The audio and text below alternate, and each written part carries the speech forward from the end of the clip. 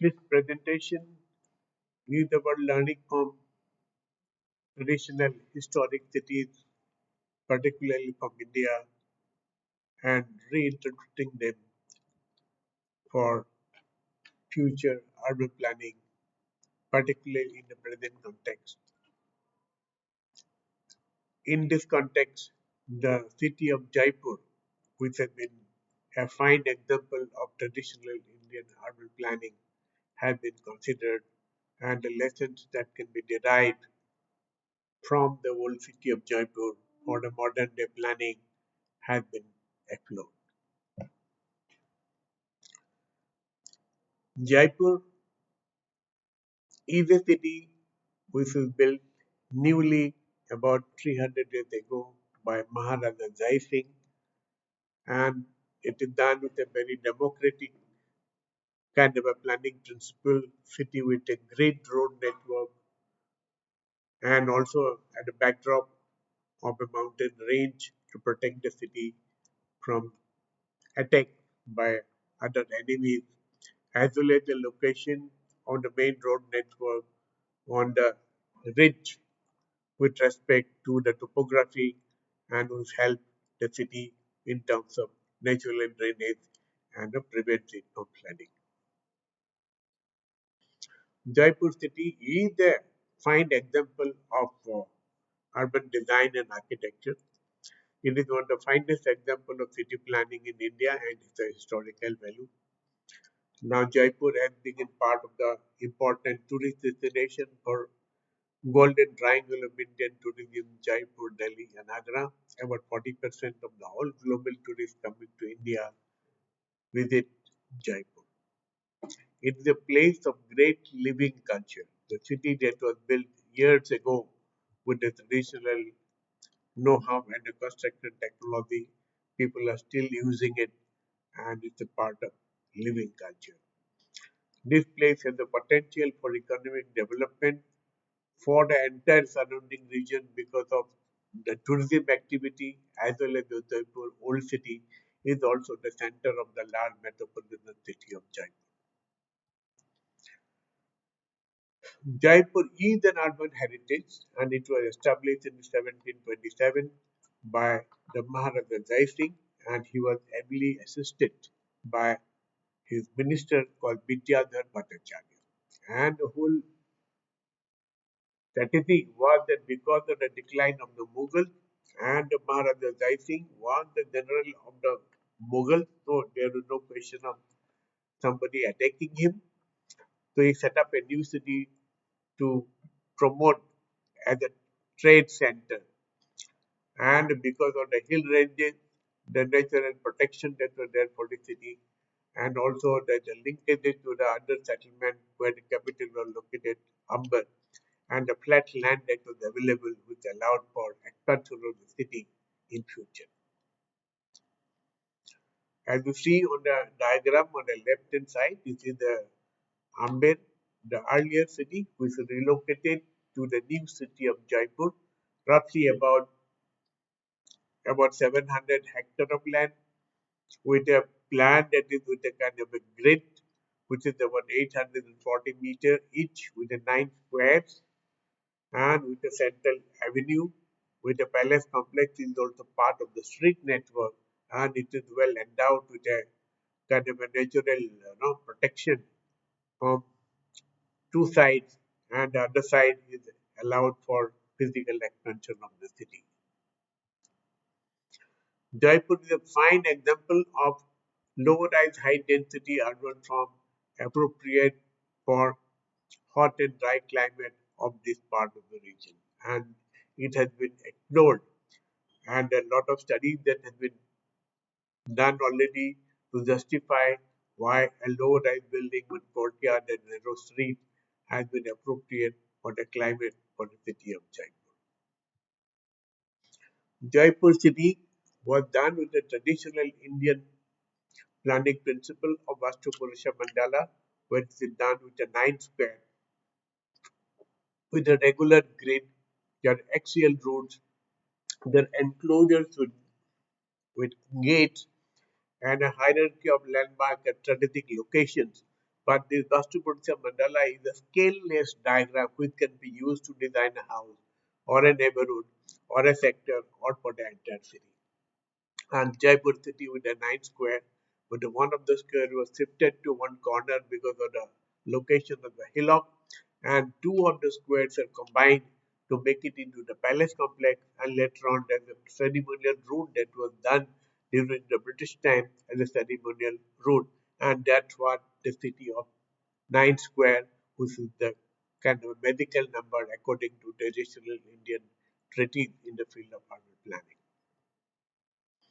As you see, the Jaipur is a city with series of street network, which is great street network, wider road. The biggest road is about 108 feet wide. Next hierarchy was 64 feet. Then the 32 feet, 16 feet, 8 feet, and 4 feet. That is the hierarchy of street network, mostly pedestrian oriented. On the main street, which is about 840-meter kind of a grid, there are certain choppers, which is basically a public square where the people are coming and gathering together. Also, they have to come and collect water from those areas. There are series of gates to enter into the city, and there are certain districts. There's a formed by the basic road network, and the different districts are allocated for different socio-economic groups for them to live. And the Jaipur city, beside the palace, there are series of monuments that were there, particularly Jantar Mantar, because Maharaja Jai Singh was a great astrologer himself, and his ministers were also doing that. So he wanted to do the plan of the city according to the cosmic and astrological principles of city planning. And that's why the orientation of the street network, which is about 30 degrees off the north, which is also the main road, is located along the ridge to drain out the water. But it's also found to be the proper orientation of the road network, so the streets are shaded and the buildings are the most energy efficient. Now, over the years, Maharaja Jai Singh invited people to come and settle down in the city of Jaipur in the field of trade and commerce, and it was a great success. And now Jaipur has a series of specialized markets related to pottery. We have a warehousing, you have flowers, you have tourist stores and boutiques, you have the shoemakers, you have glasswares, and many other things. And basically, Jaipur is a center for trade and commerce, and is frequented by domestic and foreign tourists because of its beauty as well as because of its activities. Jaipur has series of historical monuments like Jantar Mantar because it was a more of a study of astrology and orientation on the building and the city, and the Jantar Mantar was built that way. And there are other palace complex like Hawa Mahal, is particularly for the ladies of the palace who can look into the street with the privacy of their own. There are streets with arcades, which is for the commercial activities to take place, etc., etc. Some of the public square is the traditional Indian public space. We call it chopper, which is roughly about 100 meter by 100 meter, which is accommodating informal activities and commercial activities on all four sides, along with schools and other temple complexes abutting this public square. So this is the kind of way of doing the traditional Indian city planning where you promoting public and semi-public uses along the public spaces. These are some of the old photographs of the Bari chopper where the public square also was used for people to collect and come and collect water for their domestic consumption. The Jaipur now is, the squares are frequented by traffic and pedestrian. It looks quite haphazard, but it is still one can see the beauty of the public square in the formation of the city structure. These are again old photographs of another Johri Bazaar, and which is now the famous pedestrian street, which is shaded by the building for people to walk. And this street is basically one of the commercial streets where the whole bazaar is related to jewelry. Now, to analyze the architectural character of the Jaipur old city, particularly along the main streets, which are basically we call it the pink city. We got the main streets, which are about 840 meters apart.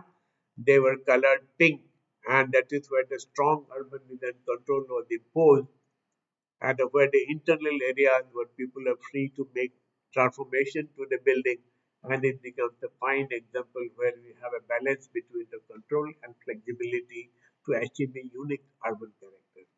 And here the subdivisional pattern with respect to stone architecture and the subdivision with respect to different sizes of doors and windows has been articulated on the diagram above. And the main street, which is going particularly east-west, it's shaded by the kind of a no, arcade that was built, because on that street the orienters will not allow the street to be shaded, and that's what is one of the main streets of the city of Jaipur. The Grand Avenue that has been built a low-rise, high-density structure. Then you can see the architectural character of the beauty of this place with respect to various levels and the public amenities and how the whole thing is been incorporated is a very fine example of architectural and urban design guideline to really create a unique character of the city. There are gates to enter into the city. Now it is congested because of the traffic movement, etc. But they are definitely the element of design for the city. The internal subdivisional pattern, we call it mohalla. This is one example of one of the Modi Khana Chokri, where the subdivisional pattern and the courtyards really create the pattern of a grid road network and a pedestrian domain. So most of the buildings are basically buildings are with courtyard, and depending on the socio-economic status of the person, one gets a bigger or smaller house with the number of courtyards. And that will define the location and the status of the person with respect to various sectors, where the different allocations are made for different socio-economic groups. You can see the beauty of the city of Jaipur with respect to the public spaces,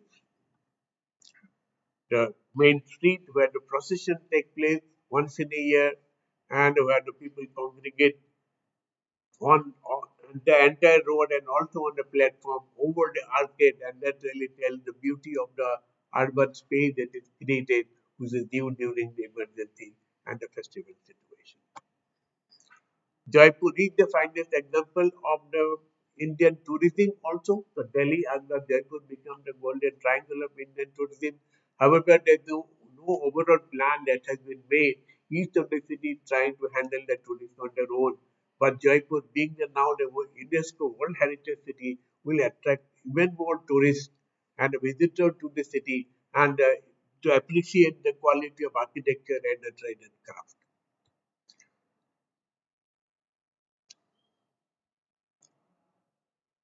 ठीक है मोरलेस हो गया वो थोड़ा करेंगे तो second बड़ा